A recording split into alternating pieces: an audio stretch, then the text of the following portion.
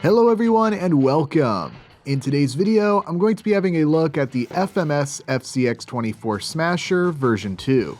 The original Smasher trucks have been a big hit among many RC enthusiasts, and this new version that I have here features a few refinements over the previous one, which I'll talk about more later on.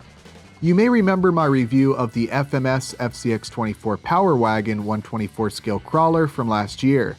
This Smasher does use the same platform as the Power Wagon, however there are some key differences between these trucks other than simply the appearance, which again I'll be talking about more later on.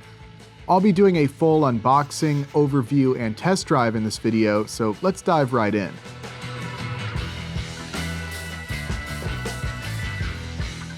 I do really like that box art. Sure, it's superficial, but come on, you gotta love that old school, almost Tamiya style illustration, and FMS does provide quite a bit of detailed information about this model on the box.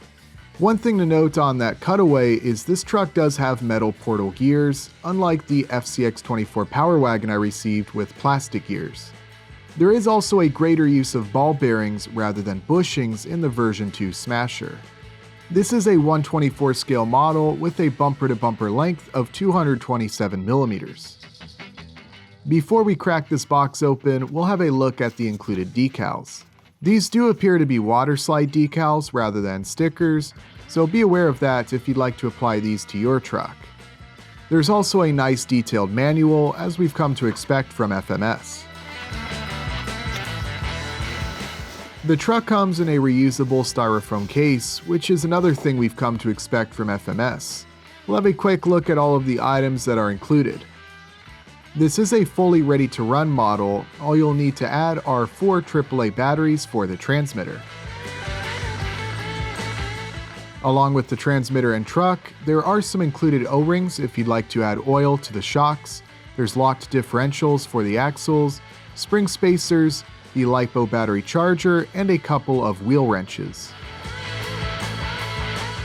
Taking a closer look at the truck, it looks great right out of the box. Certainly taking a great deal of inspiration from the original Bigfoot monster truck. The body is unlicensed, but looks very much like a 70s Ford pickup, and unlike the Power Wagon body, this one is much closer to a true 124 scale recreation of the truck, while as many of you may be aware, the Power Wagon is really more like a 1/18th scale body. Both of these trucks use a nearly identical FCX24 chassis with identical wheelbases. However, the Smasher is quite a bit wider due to those larger monster truck wheels. There are a number of differences that are less noticeable between these two trucks.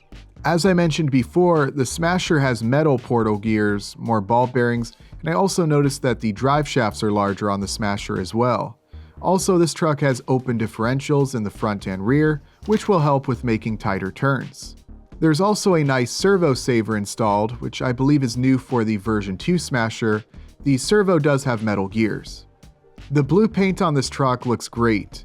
Those are functional warm glow headlights, and this is a hard body, not Lexan, as you'd expect from FMS.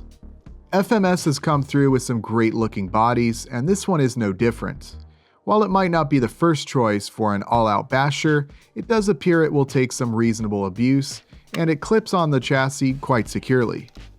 Underneath the body, it looks pretty much like any other FCX24. You'll find the 2S LiPo battery, which will provide a pretty good runtime of over half an hour depending on how you drive this truck. I do prefer this newer style battery strap over the one included with that Power Wagon. This version 2 transmitter is pretty basic, but it does pack in quite a few features, including multiple light settings, adjustable drag brake intensity, and dual rate adjustments. While I do like the dip switches on the old transmitters, you at least don't have to worry about them getting switched unintentionally when carrying around in a backpack. The third channel switch is used to shift the 2-speed gearbox. The truck's on-off switch is well placed under the hood within reach even when the body is mounted. Here you can get a good look at the functional headlights.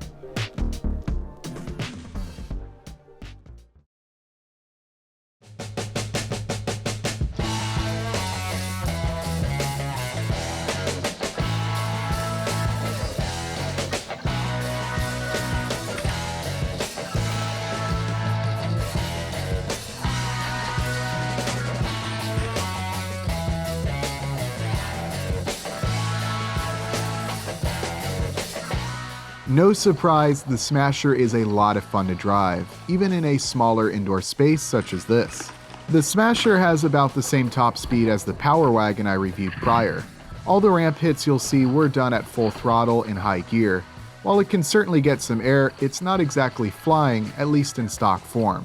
While I'd love for this truck to have a little higher top speed, at the same time its current setup is understandable, as I imagine from the factory FMS wants these trucks to be durable and reliable while maintaining a lower price point, and that among other things means not going too crazy with the motor that they install.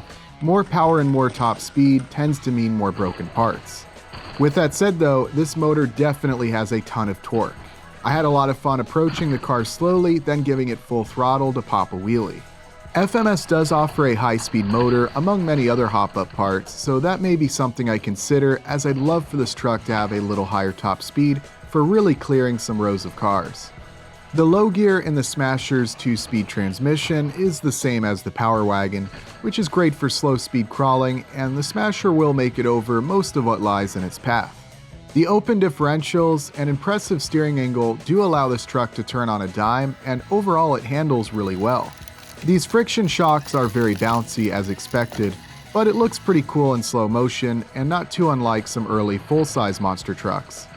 The crush cars were made simply by forming aluminum foil around model car bodies and using a bit of foam on the inside so they don't go completely flat.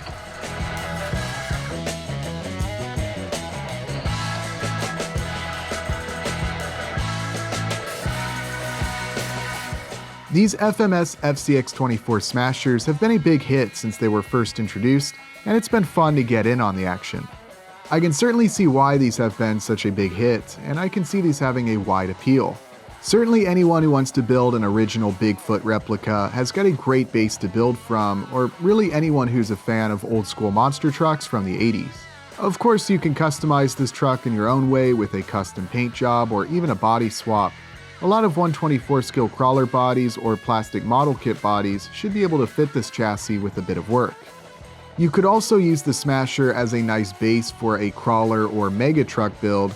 It's got a nice true 124 scale full-size Ford pickup body, and it would be great for either one of those style builds. This could also be a nice first hobby grade RC for a younger or beginner hobbyist. It's got some great old school monster truck looks, paired with some nice performance right out of the box, and it's affordably priced. Due to the popularity of the Smasher, it seems there's already quite a nice selection of hop-up parts and mods for these trucks available, as well as groups forming to race these trucks. It's easy to see why these models have become a success, and I can't help but wonder what's next for my Smasher. Let me know if you want to see more of this rig on the channel. If you'd like to get one of these trucks for yourself, I have included the links below in the description. I hope you all enjoyed today's video and found that car crushing at least half as satisfying as I did. That's going to be all for this video though. Thank you all very much for watching, and I'll see you next time.